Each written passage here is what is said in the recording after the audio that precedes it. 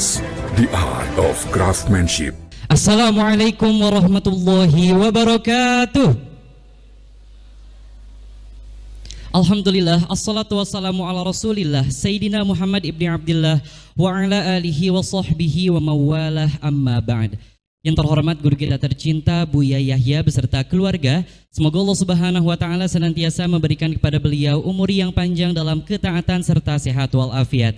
Dipermudah segala urusan beliau, baik urusan dunia maupun akhiratnya, terutama dalam urusan dakwahnya. Amin ya rabbal alamin. Tak lupa yang kami hormati para perindu ridha Allah, para pecinta baginda Nabi Muhammad sallallahu alaihi wasallam. Hadirin, pemirsa Al-Bahjah TV serta pendengar setia Radio Network dimanapun Anda berada. Alhamdulillah wa syukrulillah, segala puji bagi Allah Subhanahu wa taala atas segala limpahan nikmat dan karunia agungnya. Hingga pada kesempatan kali ini saya Muhammad Zaki dapat kembali bersilaturahim dengan Anda dalam keistiqomahan belajar bersama dalam program kajian Al-Hikam. Rutin diselenggarakan setiap Senin malam Selasa di Masjid Raya At-Taqwa Kota Cirebon, live di Al-Bahjah TV dan Radio Network dari berbagai kota. Sebuah program kajian yang akan membahas kitab Al-Hikam Al-Haddadiyah karya Imam Abdullah bin Alawi Al-Haddad, tentunya bersama guru kita tercinta Buya Yahya. Untuk itu mari kita siapkan hati dan pikiran kita untuk dapat menyimak ilmu-ilmu yang akan beliau sampaikan. Kepada guru kita tercinta Buya Yahya dengan segala hormat kami persilakan. Allahumma sholli ala Sayyidina Muhammad. Allahumma sholli ala Sayyidina Muhammad. Udhkuru sholata ala Nabi Muhammad.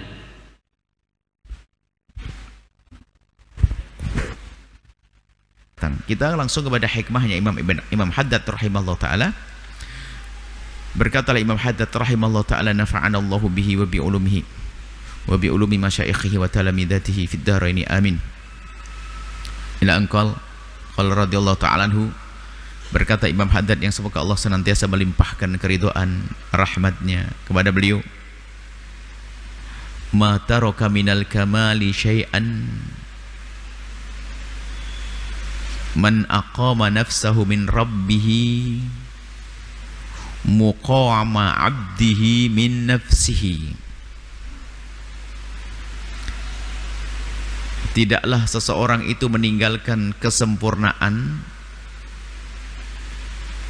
sedikit pun. Artinya benar-benar orang ini telah melakukan semua bentuk kesempurnaan di dalam penghambaan kepada Allah. Ini babnya bab penghambaan. Man aqama nafsahu, barang siapa yang telah menempatkan dirinya, memosisikan dirinya min rabbihi, di hadapan Tuhannya. Jadi Imam Haddad mengajari cara beribadah untuk pakai rasa. Setelah pakai akal, seorang hamba dengan seorang hamba dengan Khalik sang pencipta. Tapi Imam Haddad mengajak pakai rasa, suruh gambarkan. Kalau orang sudah bisa menyadari makna itu lalu menjalankan ibadah dengan cara semacam itu, maka tidak ada kesempurnaan yang tertinggal. Artinya itulah kesempurnaan yang sesungguhnya di dalam mengabdikan diri kepada Allah. Muqama abdihi min nafsihi, seperti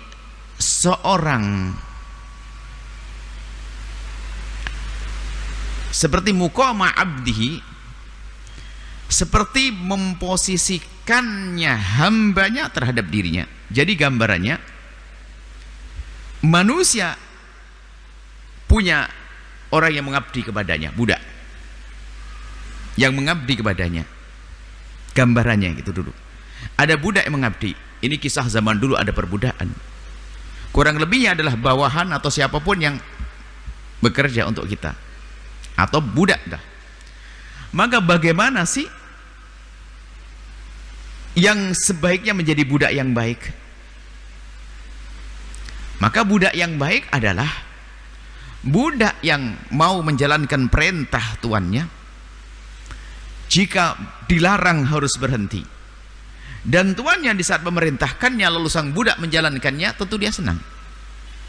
Begitu sebaliknya, jika seorang budak tersebut diperintah oleh tuannya lalu dia tidak mau menjalankannya, maka apa yang terjadi? Marah.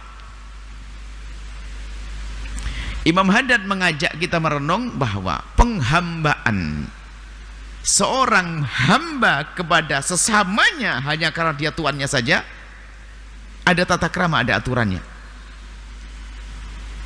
Jadi antara seorang budak dengan tuan itu sama-sama makhluk. Sama-sama makhluk. Tuannya adalah makhluk, budaknya adalah juga makhluk. Ternyata penghormatan yang diberikan kepada seorang tuan ini ada artinya. Ketaatannya bagi sang tuan ini adalah sebuah penghargaan. Kepatuhan, perintah terhadap perintah tuannya adalah bagi sang tuan adalah sebuah kebaikan. Begitu sebaliknya, kalau dia membangkang, bikin tuan itu marah. Padahal ini pangkatnya sama-sama hamba Allah, sama-sama makhluk. Cuman bedanya satu dituankan, yang satu adalah jadi budak. Lalu bagaimana kita seharusnya? Wong kita kalau kita budak dengan tuan kita saja, baiknya menjadi seorang hamba kayak begitu. Kita suruh ngerasakan kalau kita ada orang membangkang sama kita, enak enggak? Budak kita, jangankan budak pembantu, pegawai kita, pegawai disuruh ambilin gelas, nggak mau bos, enak aja. Kamu pergi sana belanja lah, aduh mau tidur deh, enggak deh. Jangan lakukan itu, aku hobi, kan kurang ajar. Kira-kira nih seorang, padahal antara kita dengan orang itu, dengan budak itu adalah sama-sama makhluk. Ini suruh gambarkan. Sementara saat ini kita bicara bukan antara makhluk dengan makhluk, bagaimana seorang hamba dengan Tuhan, dengan Allah. Maka engkau akan menjadi hamba yang mengumpulkan segala kesempurnaan di saat engkau menempatkan dirimu sebagai seorang hamba yang sesungguhnya di hadapan Tuhan, di hadapan Allah, yang punya ciri-ciri khusus seperti budak kepada tuannya, yaitu apa? Patuh dengan apa yang diperintahkan, menjauhi apa yang dilarang dengan sungguh-sungguh. Ini gambaran semacam itu. Dan disebutkan juga dalam satu hadis, ya hadis qudsi, hadis yang disebut sebagai hadis ciri-ciri kekasih Allah, itu akan disebutkan dalam satu hadis. Innallaha ta'ala qala, Allah berfirman dalam hadis qudsi, ma taqarraba ilayya 'abdi bi syai'in, tidaklah seorang hamba ini mendekatkan diri kepadaku dengan sesuatu, ahabba ilayya, yang lebih aku senangi, mimma aftaradtu alaih. Allah yang berfirman, tidak ada seorang hamba yang mendekatkan diri kepadaku dengan sesuatu yang aku cintai melebihi daripada di saat dia menjalankan perintahku.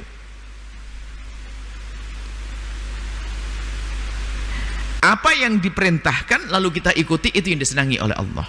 Kalau gambarannya tadi, kalau seorang tuan dengan budaknya, iya. Jadi budak cerdas itu karena susunan. Imam Haddad betul-betul mengajak kita merenung dengan antara sesama. Kita punya budak atau punya pembantu deh. Makanya yang paling benar adalah pembantu itu hendaknya menjalankan tugas-tugas wajibnya dulu. Kewajibanmu ini loh ya, bersihkan, besok ada tamu dan sebagainya. Tatonya apa? Ngerjakan tugas yang lainnya, biarpun itu baik, tapi kalau bukan tidak ngerti skala prioritas, tidak mengerti mana yang lebih dulu, kan jadi berabe. Tatonya apa?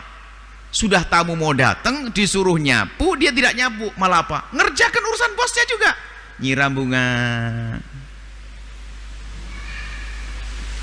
Ini banyak hamba tertipu beribadah kepada Allah, suruh yang wajib tidak menjalankannya, senang yang sunnah.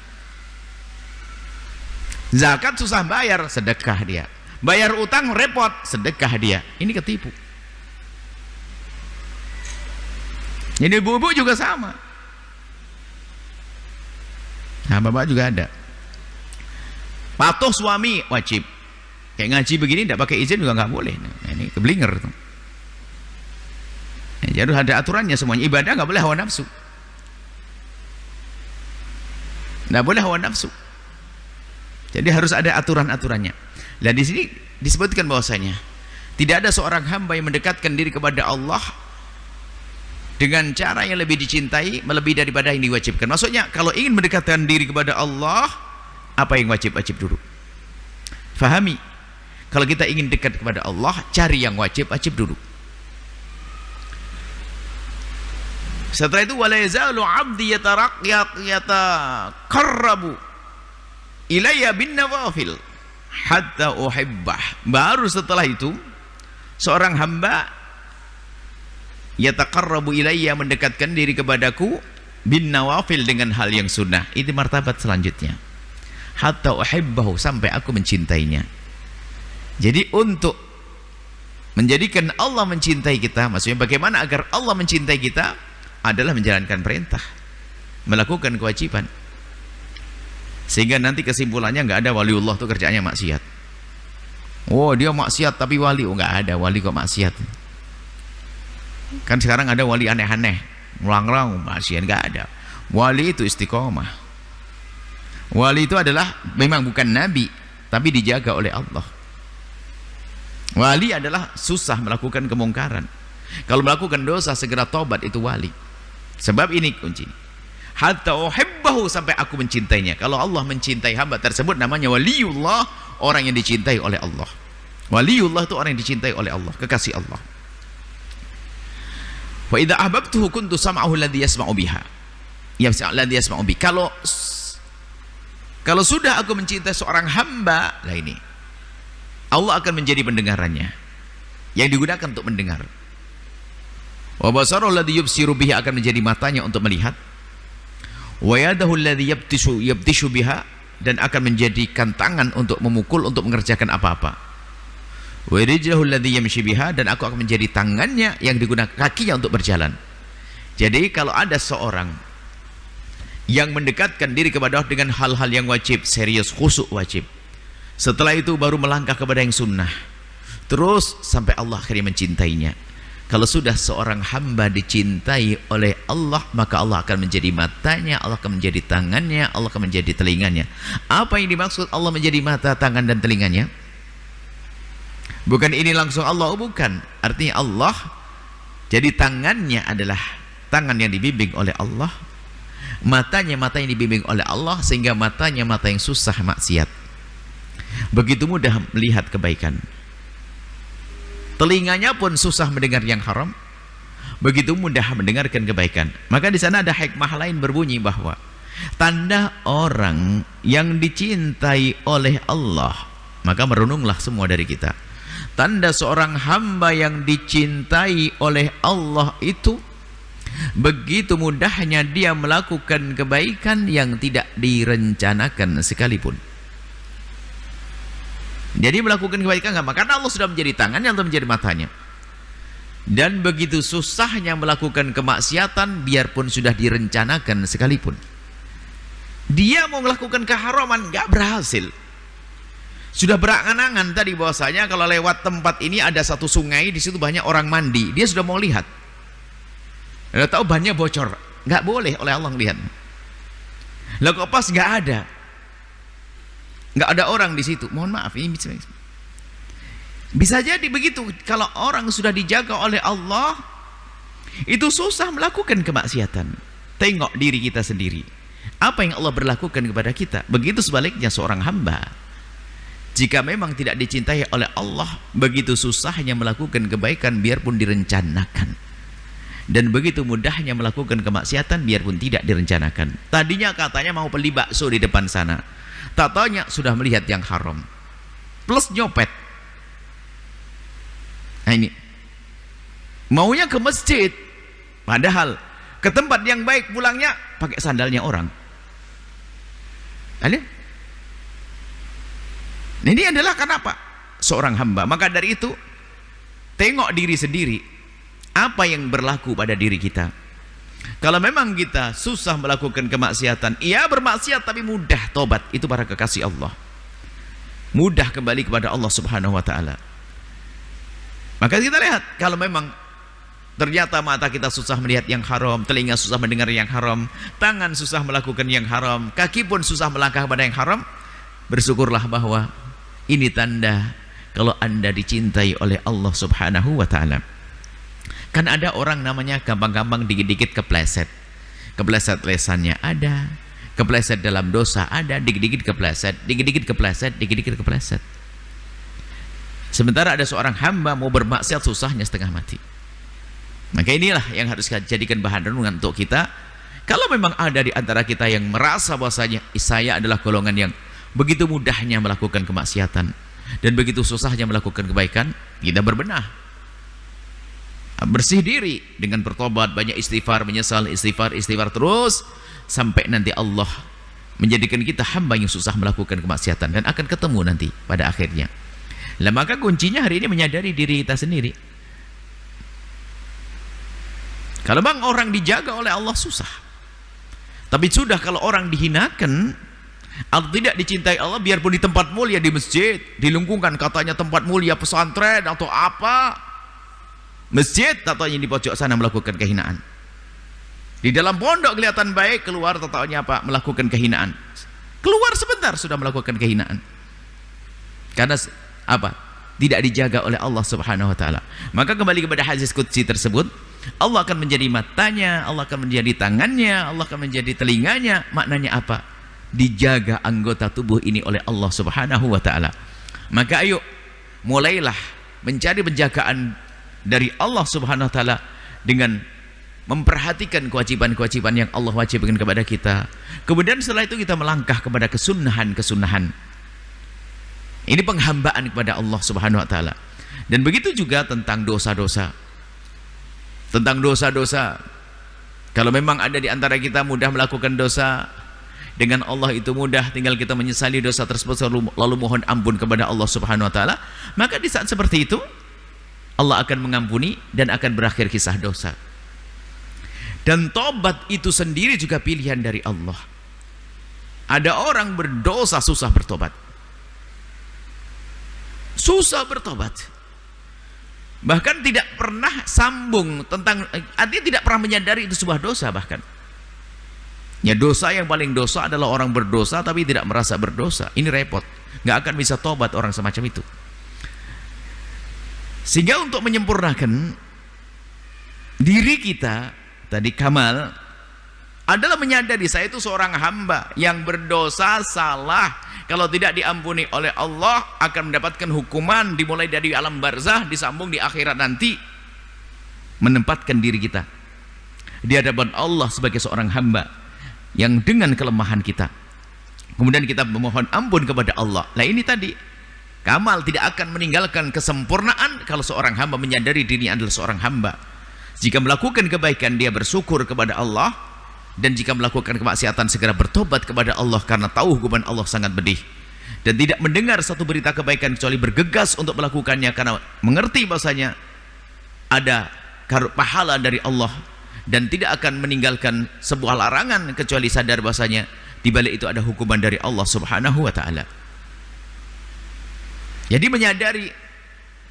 Nah, seorang hamba di hadapan tuannya tadi, lihat, ini kalau kita lanjutkan, dia akan patuh dan patuh, semakin patuh kalau sang tuannya itu melihat dia. Wah, kerjanya dilihat, ayo sebut, bersih-bersih ya, bersih-bersih, karena dilihat oleh tuannya.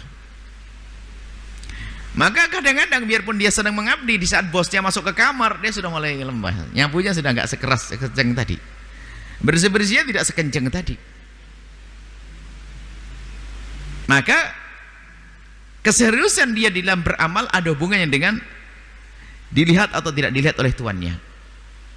Nah ini kalau kita hubungkan dengan kita sebagai seorang hamba dengan Tuhan, pertanyaannya adalah kapan kira-kira Allah tidak melihat kita? Tidak pernah. Allah akan selalu melihat kita. Maka kalau kita punya kesadaran bahwa kita seorang hamba yang rindu karunia dari Allah, pahala dari Allah, dan takut hukuman dari Allah, dan kita yakin Allah melihat kita setiap saat, Allah melihat kita, tidak akan luput dari pandangan Allah. Yang kita kerjakan dimanapun Allah tahu, dan keyakinan yang kita bangun semacam ini, merasa dilihat terus oleh Allah Subhanahu wa taala, apa yang terjadi pada seorang hamba? Menempatkan dirinya sebagai seorang hamba, tidak ada kesempurnaan yang ditinggal. Kenapa? Dia akan menjadi orang yang mudah melakukan kemaksiatan. Sehingga dalam pembahasan yang lain, Imam Haddad menyebutkan seorang mukmin itu kalau bermaksiat antara satu dari dua, nggak ada tiganya. Yang pertama, jika seorang mukmin melakukan kemaksiatan, kemudian dia meyakini bahwasanya Allah itu tidak melihatnya, maka mulai saat itu sudah hilang imannya. Seorang mukmin yang dengan penuh kesadaran dilalah melakukan kemaksiatan, kemudian dia berkata bahwasanya Allah tidak melihatnya, murtad ya. Satu, berarti gak mungkin seorang mukmin melakukan ini. Yang kedua, yang mengaku beriman kepada Allah kemudian melakukan kemaksiatan, karena apa? Kenapa? Yang tadi adalah kalau mengatakan Allah tidak melihatnya, keluar. Yang kedua adalah dia melakukan kemaksiatan dan yakin Allah melihatnya, namanya kurang ajar. Mestinya susah. Jadi permasalahan kita adalah bukan hilangnya iman, akan tapi kita sudah kurang menyadari penghambaan kita, sehingga kita tidak menyadari seorang hamba yang dilihat oleh Allah. Maka di saat kita melupa, bukan kita tidak yakin Allah melihat, kita lupa kalau Allah melihatnya. Karena di saat kita lupa, ghafil, lalai Allah melihatnya, maka menjadilah dia orang yang melakukan kemaksiatan. Kalau sadar betul bahwasanya Allah maha memberi siksa, maha kuat, maha kuasa, maha kuat dan maha kuasa memberikan siksa, dan Allah tidak akan, dan kita tidak akan luput dari pandangan Allah, maka seorang hamba susah melakukan kemaksiatan. Gambarannya juga pernah suatu ketika ada seorang sahabat Nabi, dan kurang lebih sebetulnya semuanya sama, hanya kebetulan ungkapan ini dihadirkan oleh seorang sahabat dengan lesannya waktu ditanya, gimana sih motivasimu, kok kamu itu, kok aku lihat kalau dengar ada berita gembira dari Nabi tentang ibadah, pasti kamu orang yang paling semangat. Di saat ada satu amal larangan, pasti kamu yang paling jauh. Kenapa sih? Tipmu apa sih kok bisa begitu? Dia menjawab, dan jawab ini semuanya ada kepada orang beriman hari ini pun juga sama. Cuman kebetulan lesan sahabat ini yang berkata, kalau aku mendengar berita kebaikan, maka langsung aku lihat ridho Allah, ada surga. Aku bayangkan di mataku ada surga dan keridhaan Allah, dan aku yakin itu, sehingga kalau aku tidak melakukannya aku rugi. Di saat aku mendengar larangan dan itu adalah dosa buat murka Allah, aku bayangkan di mataku ada neraka, dan yakin betul ada neraka, sehingga bagiku begitu mudah untuk meninggalkan maksiat. Mungkin kalau kita giring ke dalam penggambaran di alam nyata begini, adalah begini loh ya. Seorang anak muda yang dia hobi zina. Kalau ada perempuan cantik bisa dizinai, pasti dengan mabuk, zina mabuk. Gambarannya. Kemudian suatu ketika ada orang terkaya di satu kampung itu telah menyiapkan seorang perempuan yang sangat cantik jelita, bahkan ada dijamin sehatnya. Di situ juga ada minuman keras, yang pokoknya minuman keras paling mahal, dan juga pokoknya bagi pemabuk pasti suka ini, pasti kenal oleh pemabuk. Dan perempuannya terlihat di mungkin semacam rumah kaca begitu, etalase bagaimana, dan kelihatan dia dengan kecantikannya dan segala macamnya. Kira-kira kalau biasa berzina mau enggak? Gratis lagi misalnya, bahkan mungkin dikasih duit, mungkin pasti dia akan bergegas menuju perempuan tersebut. Di saat dia mendekati pintu, dikasih tahu, tapi mas, Anda boleh masuk ke tempat ini, nanti ditutup, kelambunya ditutup, nggak boleh lama-lama, cuma 5 jam saja. Oh nggak apa-apa, cukup. Cuman setelah kamu keluar, kamu lihat, tengok sebelah ada pintu. Apa itu? Pokoknya setiap masuk sini 5 jam tadi, biar pokoknya setelah masuk ke dalam ini, nanti kamu harus masuk di sana. Harus. Oh gitu? Iya. Apa di dalamnya? Kamu lihat, dibuka. Ada orang keker sambil tersenyum, ngomong, setelah kamu masuk di sana, kamu akan aku angkat, aku masuk ke di situ. Api dipanggang di situ. Orang keker 4, nggak mungkin dia bisa lari. Kira-kira kalau akal sehat, dia masih mau masuk ke perempuan untuk berzina? Beberapa jam masuk berzina, habis itu mau dipanggang. Mungkin sudah nggak nafsu lagi, dia nggak semangat lagi. Kurang lebihnya begitulah kekhusyuan kita merenungi ayat azab, rahmat, itu adalah agar kita itu terhenti daripada kemungkaran, kemudian mudah melakukan kebaikan. Sehingga kalau kita baca Al-Quran juga disunatkan, dianjurkan kalau kita menemukan ayat azab, kita minta perlindungan dari Allah, dari siksa Allah. Kebayang hukuman. Kalau kita baca ayat rahmat, kita minta kepada Allah. Nah ini, jadi perlunya menyadari seorang hamba yang dia lemah di hadapan Zat yang Maha Kuasa, yang Maha Kuasa memberikan karunia, Maha Kuasa memberikan kebahagiaan, sekaligus Maha Kuasa menghukum di saat dia melanggar dan berdosa, dan Maha Kuasa memberikan pertolongan kepada kita melakukan kebaikan, dan Maha Kuasa untuk menghinakan kita. Nah, di saat kita menempatkan diri kita semacam ini, kira-kira apakah ada kebaikan yang tertinggal? Tidak. Karena kita merasa diri kita seorang hamba yang dilihat oleh Allah, yang tidak pernah tidur. Nah, ini yang diajarkan Imam Haddad adalah menyadari penghambaan kita, seorang hamba di hadapan Allah, Zat yang Maha Kuasa dan Maha Melihat.